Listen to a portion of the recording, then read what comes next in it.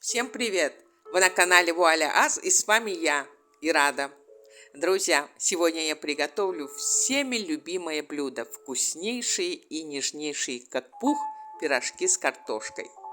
Может, звучит немного громко, но мне все же кажется, что пирожки любят во всем мире. Его любят и заядлые любители мучного, и те, кто сидят на диете. Просто кто-то об этом говорит вслух, а кто-то нет. Но ведь суть от этого не меняется. Пирожки готовят и любят по всему миру, особенно в странах СНГ. Пирожки готовят из разного теста с разной формой и начинкой. Пирожки можно печь в духовке, можно жарить на сковороде или во фритюре. Как и у многих хозяек, в моем репертуаре тоже есть несколько видов теста для пирожков. Среди них дрожжевое, пресное, сдобное, слоеное и другие. Друзья, на моем канале уже есть видеорецепты пирожков в духовке из рубленного теста с картофельной начинкой и с мясом. А сегодня я приготовлю жареные пирожки из дрожжевого теста с картошкой. Что ж, я начинаю. Всем приятного просмотра. Пока я буду делиться своим рецептом и опытом приготовления жареных пирожков из дрожжевого теста с картошкой, вы можете подписаться на мой канал и нажать на колокольчик, чтобы не пропустить новые вкусные и практичные видеорецепты от Вуаля Ас.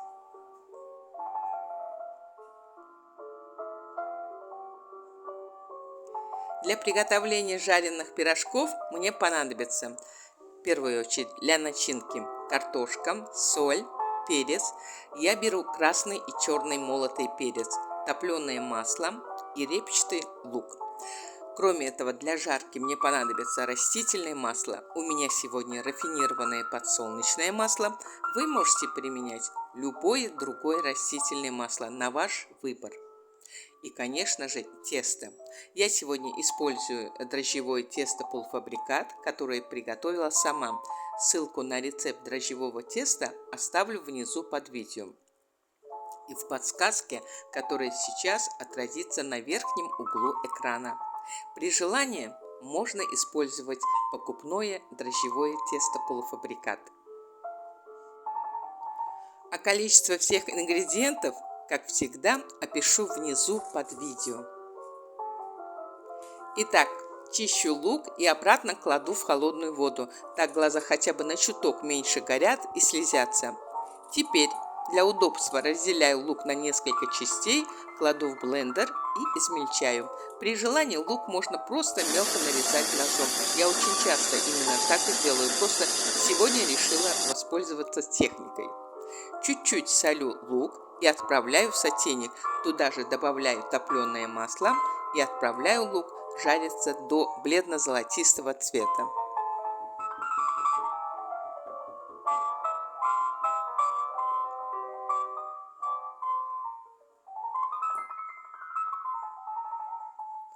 Пока жарится лук, чищу картошку и варю ее.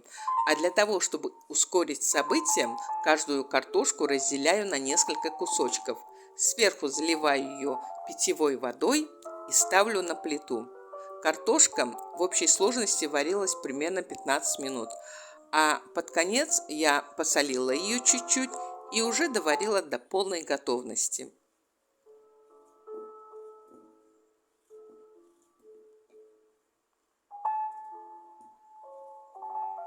К этому времени лук дожарился до бледно-золотистого цвета. Теперь кладу сваренные кусочки картошки в горячий сотейник с жареным луком и мну ее картофелемялкой. Одним словом, готовлю картофельное пюре. При необходимости в пюре можно налить несколько ложечек горячего отвара или молока. Я добавляю в картофельное пюре пару ложечек горячего отвара. Затем солю и перчу. Все, начинка готова.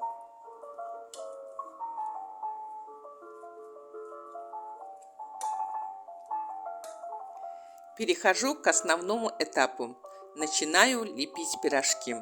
Разделяю тесто на небольшие кусочки. Для этого сначала делаю колбаску из теста, затем разделяю его на небольшие кусочки. Немного размяв кусочки, заворачиваю их от края в центр, формируя из них маленькие шарики. Затем даю тесту отдохнуть примерно на 10 минут. А чтобы тесто не обветривалось, кладу шарики в кастрюлю. В принципе, можно их просто укрыть полотенцем, салфеткой или же целлофаном. Да, и чтобы шарики получились аккуратными, кладу их со всеми складками вниз. Тесто в меру мягкое и жирное, поэтому нет необходимости подпылять поверхность мукой или обильно обмазывать ее маслом. Итак, кладу шарики на поверхность со всеми складками вниз, раскатываю их в кружочки диаметром в 9-10 см, толщиной в 4-5 мм. В середину кружочка кладу 1 столовую ложку начинки, в данном случае картофельное пюре, защипываю края и придаю пирожкам форму. Затем на 5-10 минут оставляю их со швом вниз на расстойку.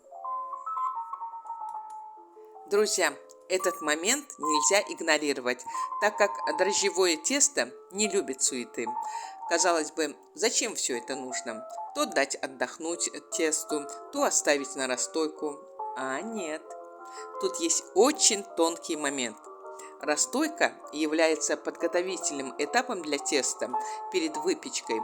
И если мы хотим получить мягкую и воздушную выпечку, то с уверенностью можно сказать, что расстойку и выделенное на нее время нельзя игнорировать. За счет того, что во время расстойки тесто насыщается углекислым газом, само тесто становится пористым, а его верхний слой более эластичным. Вы заметите, как пирожки, вернее тесто пирожков, подходят во время расстойки так, что иногда даже складки, швы расходятся. Ничего страшного, это чуть-чуть можно подправить, зато после этого мы получим нежные и воздушные, как пух, пирожки. Друзья, так как я сегодня готовлю пирожки в огромном для нас количестве, мне приходится поставить работу на конвейер. Пока я леплю одни пирожки, другие подходят на расстойке, а какая-то часть жарится на сковороде. Еще один момент. Перед тем, как начинать жарить пирожки, надо наливать масло уже в горячую сковородку, подождать пару минут и после этого положить пирожки в сковороду. Масло не жалейте, гулять так гулять. Не, серьезно, масло должно охватить пирожки, а огонь должен быть средний, иначе пирожки могут подгореть снаружи и остаться сырыми внутри. Пока жарятся пирожки, крышку сковородки закрывать не надо, а чтобы масло сильно не брызгало по сторонам, я накрываю сковородку специальной сеткой для жарки. Друзья, сегодня я приготовила пирожки примерно из одной порции дрожжевого теста, ссылкой на рецепт которого поделюсь с вами внизу под видео. Из одной порции такого теста получается примерно 45 пирожков. Это многовато для современной семьи из 3-4 человек. Просто я сегодня специально приготовила много пирожков. Угостила племянников, отправила дочке. Они давно ждали от меня пирожков. И с наступлением у нас в Баку первых холодов, точнее климатических амнистий, я смогла таки удовлетворить их пожеланиям. Но если приготовить пирожки для современной семьи, то стоит задействовать половину или 1/3 часть этого теста, а остальное положить в морозильник. И будет вам тесто-полуфабрикат.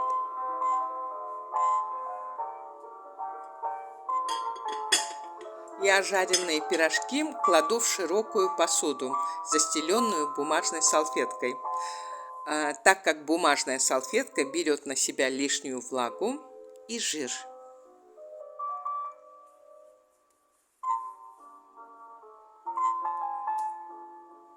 Ну что, приближаемся к финальным аккордам. Дожариваю последние пирожки и вуаля! Безумно вкусные и нежные, как пух, жареные пирожки из дрожжевого теста с картошкой готовы.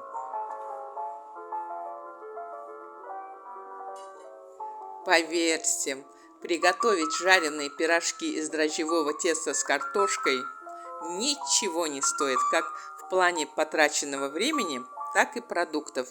Они готовятся очень быстро.